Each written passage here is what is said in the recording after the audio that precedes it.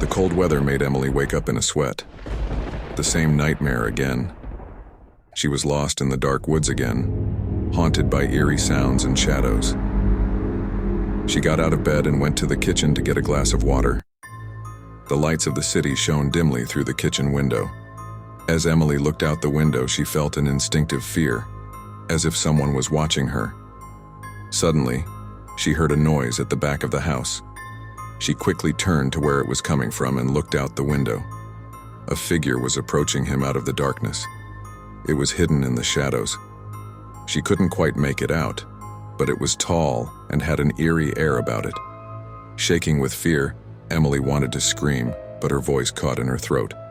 The figure drew closer and Emily could make out the horrible face. It had pale skin, eyes with glaring sockets, and a disgusting grin on its mouth. Emily screamed and ran away from the window, panicking, wondering what to do. She had to escape from the apartment, but she didn't know where to go. The only thing she could think of at that moment was to go out the back door and into the darkness. He opened the door and started running. The cold night air burned his lungs. The darkness felt like it was swallowing him. He didn't dare look back. He just kept running. He didn't know how long he ran, but eventually he was exhausted and collapsed. Gasping for breath, he looked around. He was in a dark forest. It was pitch black, except for the city lights in the distance, shining through the branches of the trees. Emily tried to stand up, but her knees were shaking. She didn't know what to do for fear. She didn't have the courage to turn back, but she couldn't stay alone in this eerie forest. Just then, she heard a rustling in the trees. Something was coming towards her. She screamed in fear and plunged into the darkness. Footsteps followed her. She could feel their breath on the back of her neck. She kept running, but the shadow was catching her. Finally, exhausted and helpless, she collapsed. The shadow drew closer and Emily screamed for the last time. In the morning, Emily was still in the apartment. She woke up sweating in her bed. Had it all been a nightmare? Or was she really in that spooky forest? Emily looked out the window and saw the neighborhood sleeping peacefully under the city lights. The nightmare was just a nightmare. But the fear she experienced that night would not leave her for long. The next day, Emily decided to tell the other tenants of the apartment building what had happened, but no one believed her. Some even thought she was crazy. Emily was desperate. No one believed her, and she still had a gut feeling that her nightmare was real. One day, Emily heard strange noises in the basement of her apartment building. Curiosity got the better of her and she went to where the noises were coming from. The basement was dark and eerie. As Emily took her steps carefully, she suddenly felt someone breathing behind her. She turned around quickly but saw no one. Terrified, she ran out of the basement, her heart pounding in her chest. That evening, Emily met Mrs. Henderson, the elderly caretaker of the apartment building. Mrs. Henderson had always been a bit strange. No one knew her past, and rumors whispered that she had been heard wandering around the basement late at night with strange mutterings. When Emily told Mrs. Henderson about the noises she had heard in the basement, the old woman listened to her in a surprising way. When her eyes met Emily's, a dark knowledge glowed deep within her. "Oh yes," Mrs. Henderson whispered, her voice like the rustle of dry leaves. "The dark history of apartment 13 affects us all." Emily remembered the number of the apartment where the shadowy figure she had seen through her window that night lived.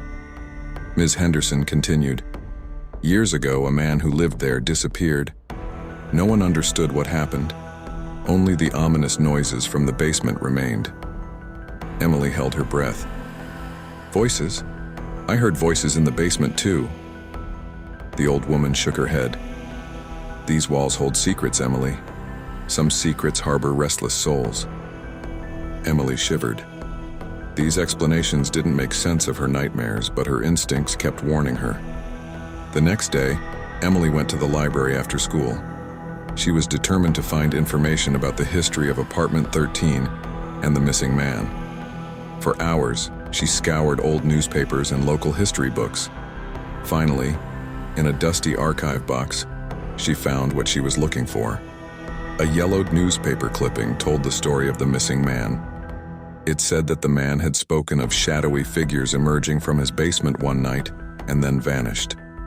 Emily's blood ran cold as she looked at the newspaper clipping. There was a strange symbol on the clipping that looked like the figure the residents had described. She blinked. Was she imagining it? No, the symbol was really there. She then went to Mrs. Henderson's apartment. The old woman was not surprised to see Emily, as if she had known she was coming. Emily showed her the newspaper clipping and the symbol. Mrs. Henderson looked at the symbol and turned white. This is his sign," she whispered. "It comes from the basement, where the souls are imprisoned." Emily was so frightened, she didn't know what to say. Mrs. Henderson continued. "There was a way to trap him, but..." The old woman's voice trembled. "I lost the book." Emily was confused. "What book?" "A book of spells," Mrs. Henderson explained. "Years ago, some people who practiced occult lore lived in this apartment. The man who disappeared was trying to drive them out, but he failed. I was going to find the book and try to imprison the cursed being, but I lost it somewhere." Emily was no longer alone. As she and Mrs. Henderson searched for the missing book, the shadow figure continued to haunt Emily's dreams every night.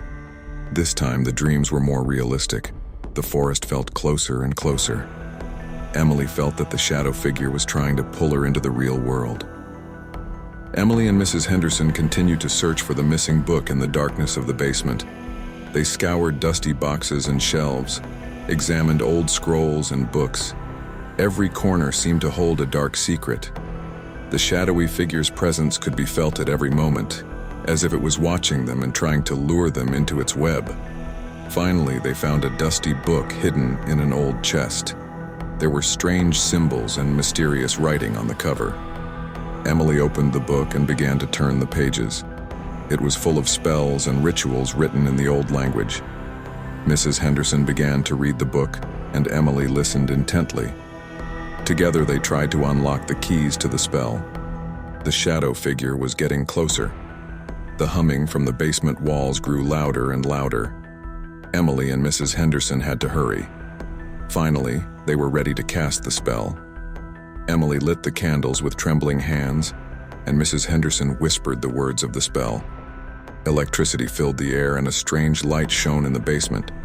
Suddenly, a shadowy figure jumped out of the darkness.